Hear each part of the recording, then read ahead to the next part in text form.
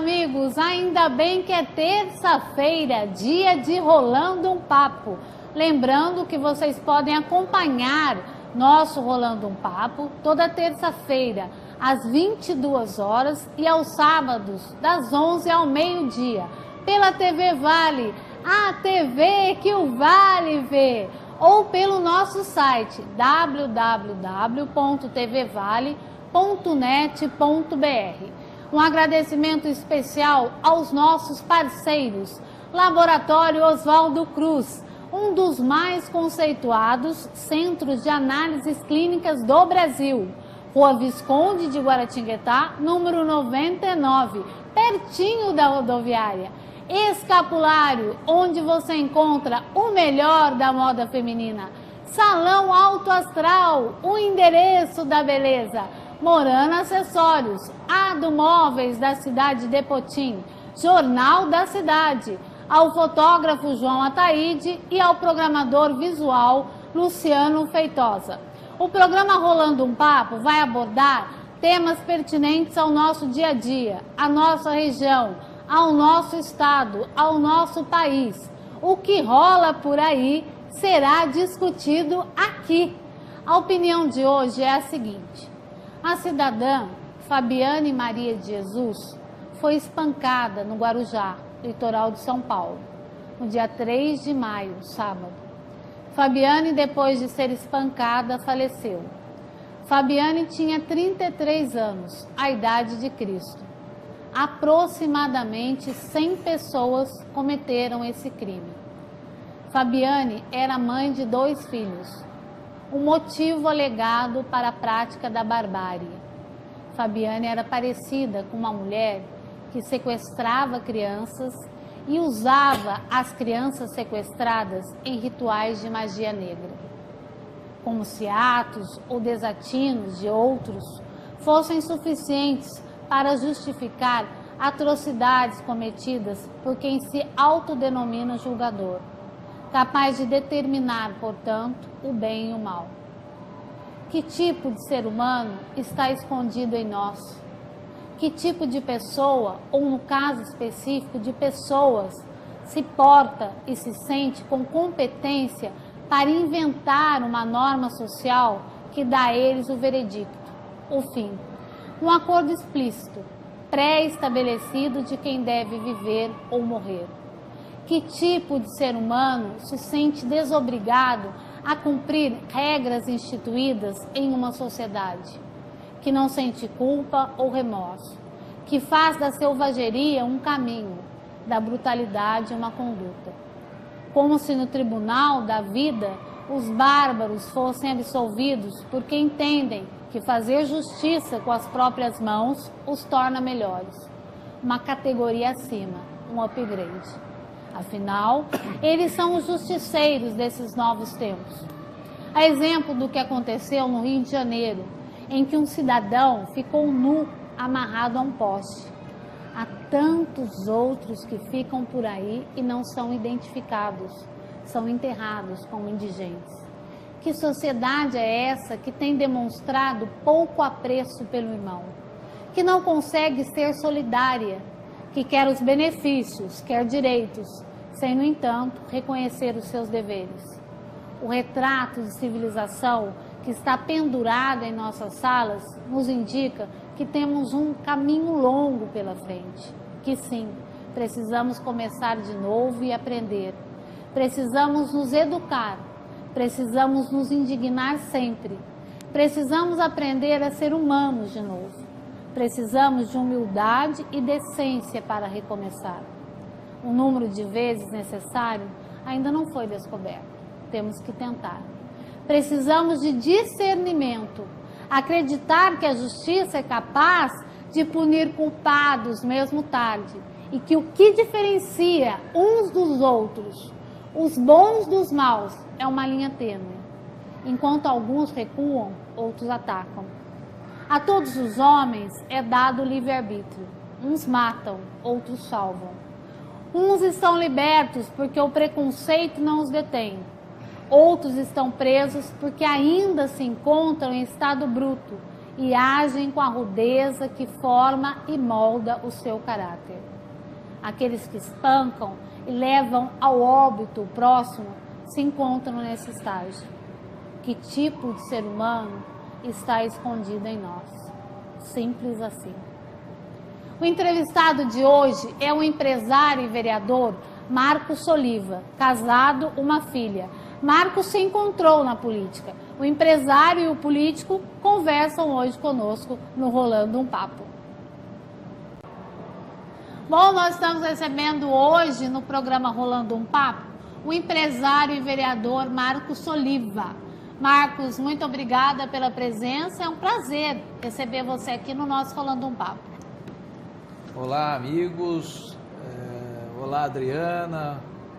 Eu é que me sinto honrado, um prazer é todo meu em estar participando aí do programa Rolando um Papo, comandado por você, que já tem uma larga experiência no jornalismo, na radiodifusão, agora está na TV, né? Então na vida a gente tem que evoluir, né, Adriana? Sim. Então, eu sempre digo muito que a nossa cidade e a nossa região precisava de um canal de TV que divulgasse as notícias da nossa região. E isso é o que a gente vê na TV Vale, é a TV que vale na nossa região. Eu acho que é a TV que nós temos que apoiar, assistir e opinar também. Como todos os cidadãos têm o direito de opinar e dar o seu parecer sobre tudo que passa na nossa cidade, também tem aí no Facebook, tem nas redes sociais, tem no próprio site da TV Vale, as opiniões que o cidadão pode colocar, né, com relação aos programas, que essa programação da TV Vale, a gente vê que ela está aumentando a cada dia, a grade de programação está praticamente completa, e é muito interessante num curto prazo de tempo. Uma TV que recém-inaugurada, aberta, já tem uma programação vasta, programas muito interessantes, e eu tenho certeza que o seu programa será um programa de grande sucesso e de grande audiência na nossa querida TV Vale. Muito obrigada. A TV Vale é um projeto ousado, mas sem dúvida nenhuma vai dar certo. Marcos, antes da gente entrar efetivamente na política e falar um pouco do seu sentimento com relação ao papel da política na sociedade, eu queria falar um pouquinho dessa crise econômica. A crise econômica nos países desenvolvidos, ela repercute em países em desenvolvimento, que é o caso do Brasil. A área econômica do governo diz que o Brasil não será afetado, apesar dos indicadores econômicos apontarem em outra direção. Que influência esse fato terá nas eleições de outubro? Você que está nesse ramo, que é empresário há muito tempo, tem um olhar muito atento com relação a isso. Adriana, na realidade, o que a gente tem que analisar é olhando para o passado. E a gente sempre vê que em ano eleitoral, principalmente ano eleitoral para a presidência da República, sempre se enaltecem os defeitos e se diminuem as qualidades.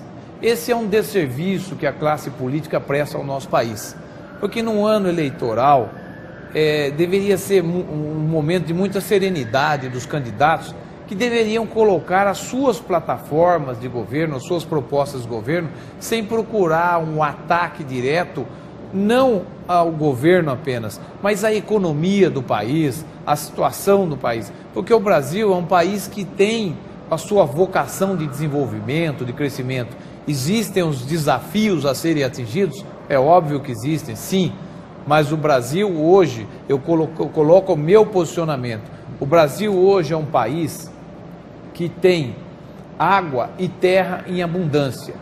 É o único país no mundo que tem isso, tem água e terra em abundância.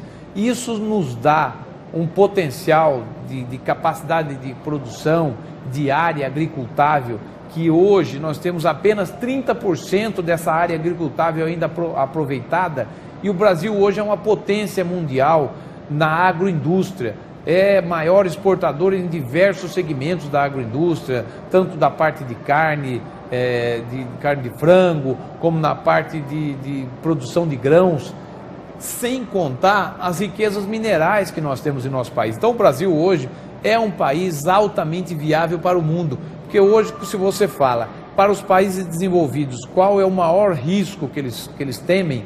É da falta de abastecimento de comida, de alimento. E o Brasil não passa por essa dificuldade.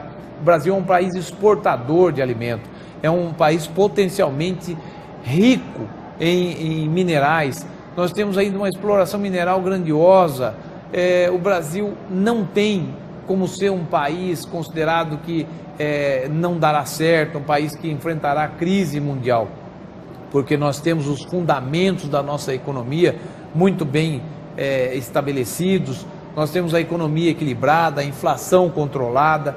O que o governo faz, na realidade, é aparar as arestas, é colocar a economia, quando precisa ser acelerada ou desacelerada. Esse é o momento que o governo tem que demonstrar que ele tem as rédeas da economia na mão, quando ele segura a evolução de consumo que pode gerar uma explosão inflacionária, ou quando ele incentiva o consumo para evitar uma recessão. Quando você fala de incentivo ao consumo, você se refere especificamente, porque é da sua área, o IPI, tem o IPI do setor automotivo, como também tem nos diversos segmentos a redução do IPI não atingiu apenas o setor automotivo. O IPI atingiu também a redução do IPI aos eletroeletrônicos, a outras atividades, como quando o governo quer incentivar a construção civil, ele reduz as taxas de juros básicas, ele incentiva o financiamento imobiliário. Então essa é uma forma que o governo tem de demonstrar que tem a economia na mão, tem as rédeas na mão. Mas você está otimista com relação a isso? Você acha que o que tem sido falado, ou o que tem sido apresentado pela mídia, especificamente no que concerne a inflação? Você vai no supermercado hoje, as coisas estão mais caras e elas sobem todos os dias. Você não consegue comprar. Se você for com R$100, você não compra. O que você compra numa semana, você não compra na outra. A sua visão é otimista? É otimista, Adriana, porque na realidade o que nós temos muito, principalmente no setor de supermercados, é uma relação de sazonalidade da produção agrícola. Tem muitos produtos que são derivados da agricultura. Sim. E da pecuária também. Então, por essa sazonalidade, tem produtos que sobem 100% na entre-safra e depois caem pela metade do preço no período de safra. Então, essa oscilação de preço existe. Mas se você somar a média dos preços, da evolução dos preços de cesta básica, a média da evolução dos insumos da economia, ela mantém um aumento regular de 5,8%, 6%, 6,2% ao ano. E isso é fundamental, que se mantenha essa estabilidade. A inflação, ela é muito difícil a gente zerar a inflação. Existem pouquíssimos países no mundo que têm inflação praticamente zerada. Mas quando a gente vê países até desenvolvidos enfrentando crise e com a sua taxa de juros básica ali em 0,2%, 0,3% ao ano, esses países não têm como fomentar a economia, como incentivar essa economia para ela se aquecer, porque eles não têm esse poder de reduzir taxa básica de juros para gerar consumo. O nosso país tem uma taxa básica de juros bem estabelecida, ela oscila ali, quando está na baixa ela está em torno de 8,5%, 9%, e quando eles querem subir o governo sobe para 10,5%, 11%. Eu me considero como empresário, o empresário tem que ser sempre um otimista. O empresário tem que estar sempre com alto astral e preparado para enfrentar as crises. Porque nós vivemos, Adriana, acima de tudo, num mercado capitalista. Sim. O Brasil é um país capitalista. Ele não é um país comunista, ele não é um país socialista.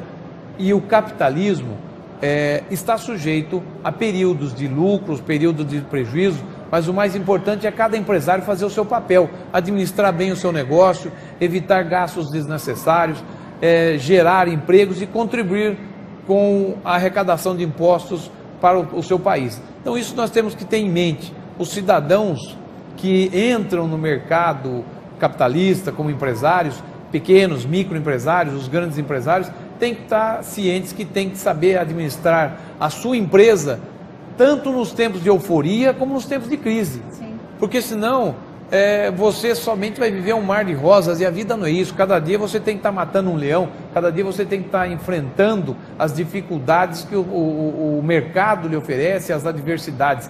E eu interpreto muito a palavra crise com otimismo.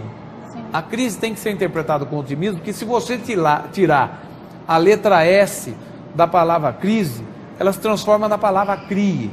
E você, quando você está em crise, você tem que ter criatividade. É o momento que você tem para crescer, para você ganhar mais mercado, mas de uma forma consciente, de uma forma ponderada. Foi o que nós fizemos há muitos anos atrás, quando o setor automobilístico entrou em crise. Nós aproveitamos essa oportunidade para crescer o nosso empreendimento e adquirir as empresas vizinhas que estavam em dificuldades, com problemas financeiros. Foi onde nós, que estávamos mais preparados e estruturados, pudemos crescer, porque no momento de crise é que se cresce. Para o setor automobilístico, esse está um momento estável, esse é um momento estável. O setor automobilístico, ele veio durante anos subsequentes, batendo recordes de produção. Nós saímos de uma produção nos anos 90 de 500 mil carros por ano para uma produção de 3 milhões e 600 mil carros. Então você imagina que isso em 20 anos, menos de 20 anos até, nós multiplicamos por 7 vezes a produção da indústria automobilística nacional. E isso foi um volume muito grande, o que levou o Brasil, inclusive, a ser uma das potências mundiais em produção automobilística. Nós estávamos há 17, 18 anos atrás, para trás do 10º lugar. Hoje o Brasil está disputando aí entre os 5 maiores países produtores de automóveis do mundo. E isso é importante se considerar. É o caso de uma montadora como a Fiat, por exemplo, onde o maior mercado mundial da Fiat é o Brasil, não é a Itália. Se o Brasil hoje, no mercado de produção dos veículos da Fiat, o Brasil é o primeiro mercado, a Itália é o segundo, que é onde é a matriz. No caso de uma Volkswagen, a Alemanha não é mais a primeira como matriz, a maior produtora do mundo da marca Volkswagen. A maior produtora é a China. A Volkswagen montou uma fábrica na China, onde lá se produzem 3 milhões de veículos da marca Volkswagen. O Brasil é o segundo mercado da marca Volkswagen e a Alemanha é o terceiro. Então você vê o potencial que tem o nosso país, o Brasil, potencial de produção não só da agroindústria, não só da mineração, mas de produção de produtos manufaturados, produtos de alta tecnologia. Hoje nós temos aqui indústrias de avião, nós temos indústrias de veículos consideradas de tecnologia de ponta. Nós representamos a marca Hyundai também, através do grupo Soliva Motors, onde a fábrica da Hyundai, inaugurada na cidade de Piracicaba, ela é hoje considerada pelo grupo Hyundai do mundo, que é o 5º maior grupo de produção automobilística do mundo. A fábrica do Brasil é tecnologicamente e de qualidade a número 1. É a número 1 em qualidade, ultrapassando inclusive a matriz na Coreia e fábricas espalhadas pela Europa, pelos Estados Unidos. A nossa fábrica brasileira da Hyundai é a melhor fábrica do mundo hoje em termos de qualidade. Então você vê que nós temos tecnologia de ponta e qualidade de serviço. Ok, nós estamos aqui com o Marcos Oliva, empresário e vereador. Você teve uma prévia desse momento econômico, falamos da economia mundial, também principalmente desse momento para o nosso país, o Brasil, e depois do giro a gente vai falar com o Marcos sobre política, que ele está vereador em Guaratinguetá. Não sai daí, você está proibido de sair daí, eu já volto. Você está acompanhando o nosso Rolando um Papo. O entrevistado de hoje é o empresário e vereador Marcos Oliva. No início do programa, nós fizemos uma prévia desse momento da economia mundial e o Marcos se disse otimista com relação aos rumos do país, aos rumos do Brasil. Agora a gente vai falar de política. O Marcos é vereador, foi eleito na eleição do ano passado. Ele teve quase 900 votos e está aí fazendo um papel importante na Câmara Municipal de Guaratinguetá. Até que ponto essa sua atividade empresarial facilita, é um facilitador ou um complicador na sua vida política? E a decisão de você participar da vida política, candidatando-se a vereador e hoje participando do Legislativo, se deveu a quê? Olha, Adriana, na realidade eu nem pensava em participar da vida pública há pouco mais de 2 anos atrás. Eu sempre fui muito focado nos empreendimentos empresariais, comerciais, dos quais eu sou diretor-presidente do grupo, e estou trabalhando com o comércio de automóveis, setor automotivo, há 35 anos. Então eu acho que eu já posso me aposentar desse setor automotivo, porque o cidadão com 35 anos de serviço, ele tem direito a se aposentar, é o que eu estou fazendo, vou me aposentar, mas não deixarei de trabalhar. Mas é importante fazer essa colocação, a sua pergunta é muito pertinente, o porquê, né, de eu ter entrado para a política. Eu resumo isso de uma forma que eu sou um cidadão indignado com toda a podridão que acontece na política, que a gente vê na política nacional. A gente não tem como tampar o sol com a peneira, a gente vê diariamente nos canais de TV, nos jornais, nas rádios, os comentários sobre postura dos nossos políticos, do nosso país. E isso deixa a gente indignado. Então eu, como um cidadão indignado com tudo isso e cansado de criticar e de falar e não agir, resolvi agir como cidadão e me candidatar a um cargo público. Me candidatar com o objetivo de dar a minha contribuição à minha região, à minha cidade, que me acolheu há 35 anos atrás, quando eu mudei para Guaratinguetá. Eu sou nascido em São José dos Campos, estudei lá até os 18 para 19 anos, quando optei por mudar para Guaratinguetá e trabalhar aqui e construir a minha vida nessa região. É uma região muito bonita, uma região linda, que eu quero trabalhar pelo desenvolvimento dessa região.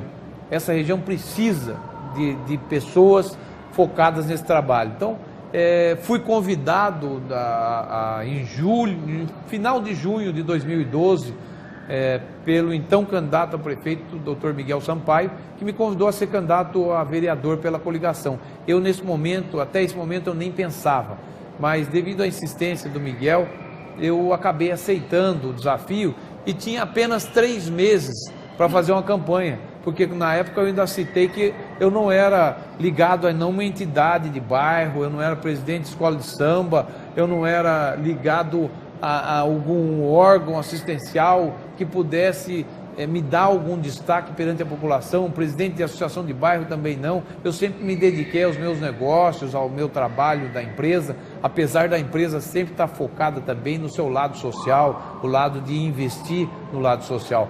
Mas eu não tinha representatividade política e nem perante os bairros, e nem achava que seria correto eu me dirigir a um bairro que eu nunca visitei e chegar lá e pedir voto. Chegar, agora está aqui, sou eu o candidato, estou pedindo voto, que eu vou apoiar esse bairro. Porque eu acabei focando a minha campanha naqueles bairros onde eu tinha conhecidos, onde eu tinha pessoas que acreditavam na minha pessoa, naquilo que eu estava falando, como um projeto plantado de uma nova mentalidade política para a nossa cidade. Que existe uma preocupação muito grande. Mas não tem um certo estranhamento, Marcos? Porque você, como empresário, você tem autonomia e você pode delegar. Daí você vai para a vida pública, tem uma série de restrições e impedimentos até para você realizar aquilo que você gostaria de realizar e de repente até aquilo que você almeja para o município de Guaratinguetá. Em algum momento, essa diferença lhe causa uma certa sensação de frustração? Você se frustra? Olha, aqui não é o programa do Jô, mas ela faz as perguntas que dá aquela pausa para a gente tomar uma água para responder. Pode tomar água à não tem vontade. Aquela canequinha do programa do Jô, Vamos mas tem um copinho Maria de água, Taíde né? está providenciando. A minha diretora. As 2 canequinhas, né? Para a gente poder complementar. Com RP de Rolando um Papo. Mas a sua pergunta é muito interessante, porque existe uma diferença grande realmente entre você ser o gestor de uma empresa privada, uma empresa que você toma as decisões e ela não é contestada pela população, ou eu preciso fazer um processo licitatório, reconhecimento, um processo público, Mas na empresa, Adriana, para a gente sobreviver, a gente já faz as nossas licitações também. Nós cotamos o preço de tudo que vai se comprar, você tem que ter uma base de administração e de conhecimento, porque eu julgo que a administração pública, uma prefeitura, é uma empresa. Ela se transforma como uma empresa, mas é uma empresa de grande porte. A Prefeitura de Guará, por exemplo, tem 3.050 funcionários. Então é uma empresa de uma grandiosidade e ainda se agrava com a necessidade de licitações públicas, seguindo regras, determinações. Mas a minha vida toda foi pautada por desafios. Eu sempre enfrentei os desafios, sempre aprendi que você nunca deve fugir da sua incumbência, do seu objetivo que você põe de trabalho e de vida. E esse foi um objetivo que eu tive que me reciclar e procurar me modificar, porque você, quando se candidata a um cargo público, o próprio nome já diz, o cargo é público, você não é vereador, você está vereador, o cargo não pertence a você, o cargo pertence a quem o elegeu, o cidadão que o elegeu é quem o colocou lá e a quem nós devemos subserviência, não só ao cidadão, como também ao Tribunal de Contas do Estado. Mas esse entendimento é um parâmetro para suas decisões enquanto legislador? Com certeza, eu sempre pautei por esse parâmetro, porque eu devo satisfação aos cidadãos e àqueles que em mim depositaram a confiança para que eu fosse exercer a real função de um vereador. Qual é a real função do vereador? É ser um agente fiscal do cidadão. O vereador tem que trabalhar pela fiscalização dos atos do executivo, fiscalizar a aplicação do dinheiro público, se ele está sendo bem aplicado e sendo aplicado no lugar certo. O vereador não é um gestor público, ele não tem que realizar obras, ele não tem que ficar preocupado que a função dele principal é dar títulos de cidadão ou nomes de ruas ou chegar ao ponto de ficar apenas fazendo requerimentos para o atendimento dos anseios da população. Aliás, é fundamental também atender os anseios da população através de requerimentos e indicações, mas é fundamental, acima de tudo, a fiscalização da aplicação do dinheiro público. Só um adendo nesse comentário que você fez com relação a títulos. Vai chegar um momento que você receber um título vai ser um demérito, porque dão títulos assim aleatoriamente, até para pessoas que não têm um papel expressivo no município. E principalmente em época de eleição, começa a aparecer deputados de outros municípios que são homenageados pelas câmaras das suas cidades. Cada vereador, ele tem o direito de incluir pelo regimento interno uma homenagem de título por ano, para evitar também que senão todo mês cada vereador vai colocar um. Então isso já deu uma segurada. Por exemplo, citando a Câmara Municipal de Aparecida. A Câmara Municipal de Aparecida, ela faz homenagem de título cidadão uma vez só. É uma solenidade para entregar para os 9, que lá são 9 vereadores, 9 homenageados no mesmo solenidade, no mesmo evento, para evitar que todo mês tenha. Eu recebi, fui honrado com o título de cidadão aparecidense em novembro do ano passado. Então, para mim, isso foi um motivo de muito orgulho, porque sou empresário em Aparecida também, tenho muitos amigos na cidade de Aparecida e recebi o título de cidadão por um reconhecimento da Câmara Municipal a serviços prestados ao município e à cidade de Aparecida. Você tem uma história, que a gente está falando é justamente isso, que tem uma referência sua na cidade, na região, Aparecida. E você quer saber o detalhe onde acabou sendo aprovado o meu nome?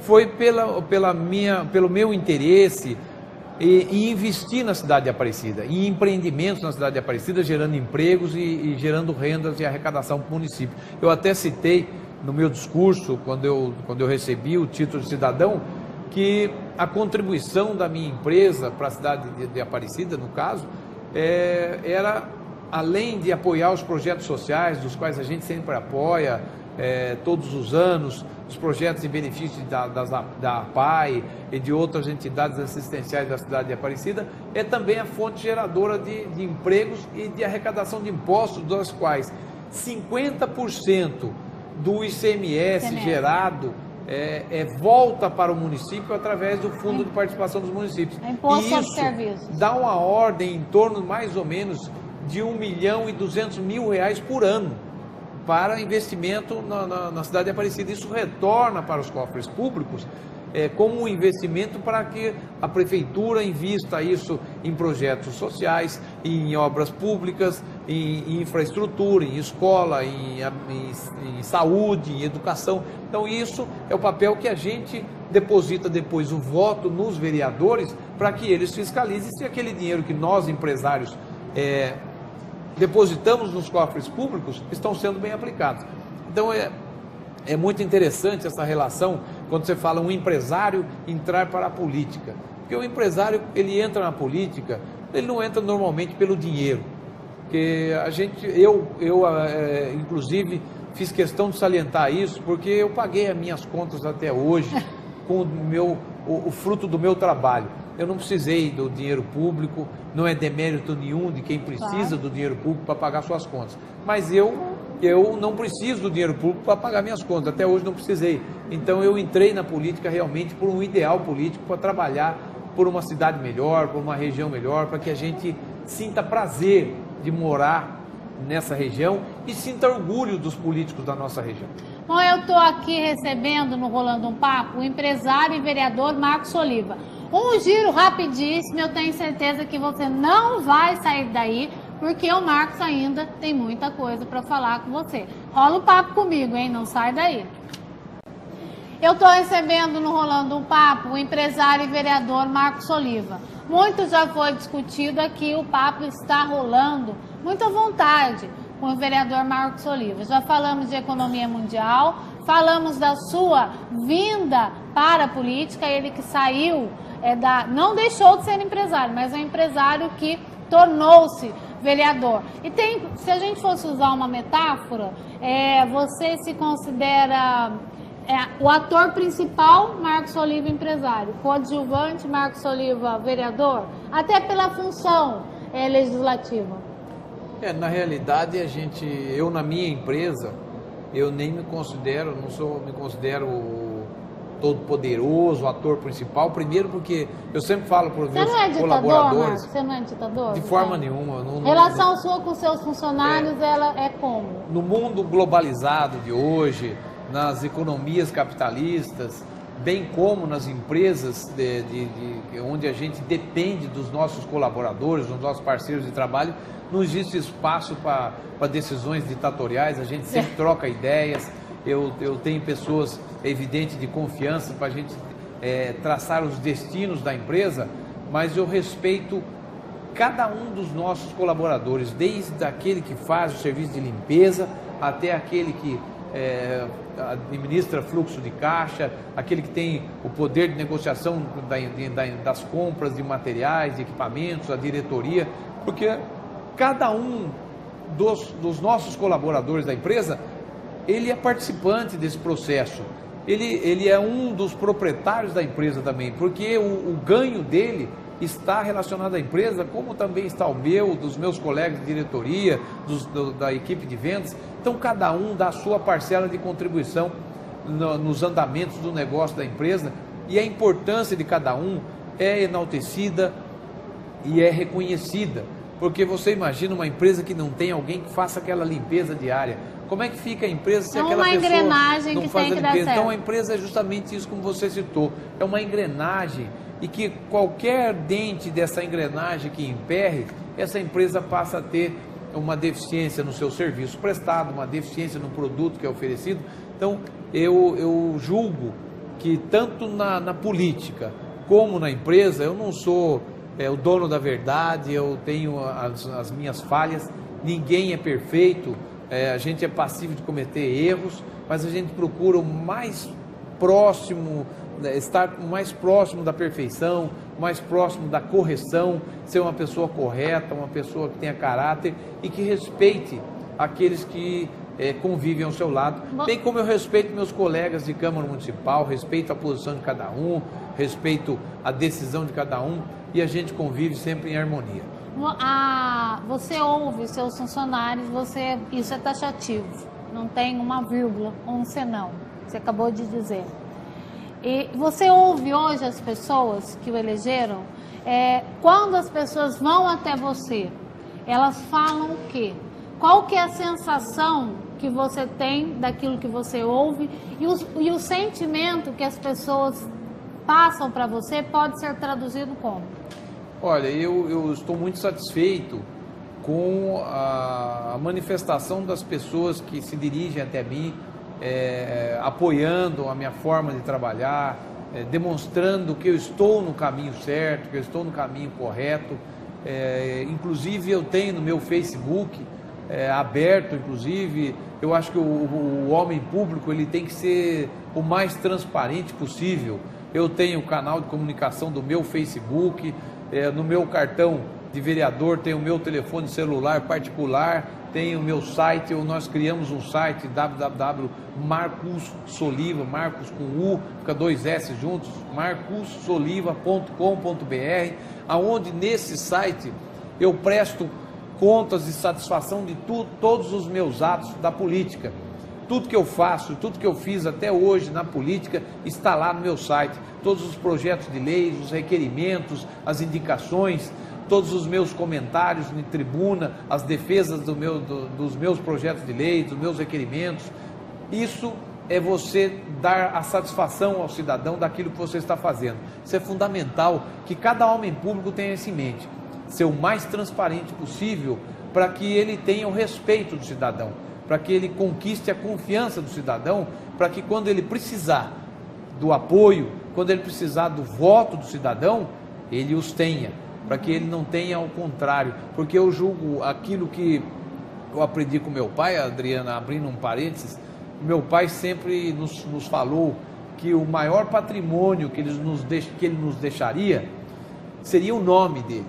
Ele não prometia deixar nada de valores materiais, mas o maior patrimônio que ele nos deixaria seria um nome honrado, o nome de uma pessoa digna, uma pessoa de caráter. Sim. Uma pessoa que aonde nós, quando estivéssemos passando na rua, ninguém poderia jamais apontar para nós falando lá vai aquela pessoa, filho daquele cidadão mau caráter.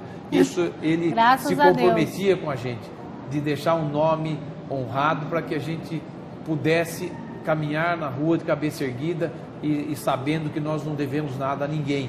E acima de tudo, ele sempre nos pediu que a partir do momento que ele nos deixasse o nome honrado, que nós, filhos, honrassem também o nome dele, pai. Então esse é o principal objetivo que a gente tem na vida, é honrar o nome dos nossos pais. E você mantém essa fidelidade ao seu pai? Você se sente fiel a ele nesses princípios? Mantenho por o respeito a tudo que meu pai fez em vida.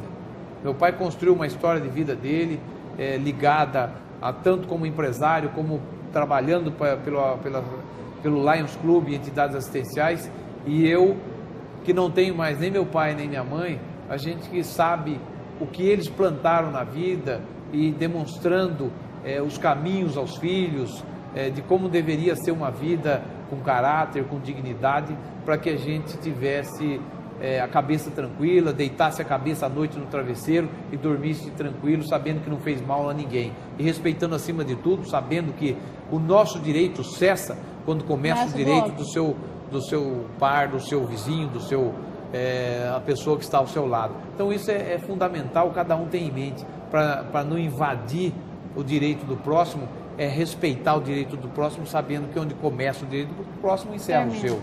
Marcos, o Brasil hoje tem aproximadamente 60 mil vereadores, se a gente contar com a lei que aumenta o número de vereadores, e algumas câmaras conseguiram aprovar essa lei. Qual a impressão que você tem do trabalho realizado na Câmara?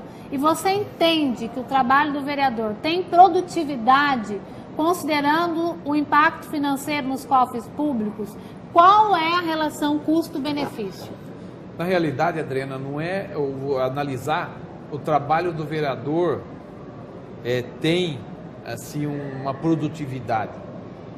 Ele tem que ter produtividade. O trabalho de vereador tem obrigatoriamente que ter produtividade, porque a resposta daqueles vereadores que não têm produtividade, daqueles vereadores que não estão comprometidos com a população, não estão comprometidos com os bons projetos para a sua cidade, a resposta ele terá nas urnas. Sim.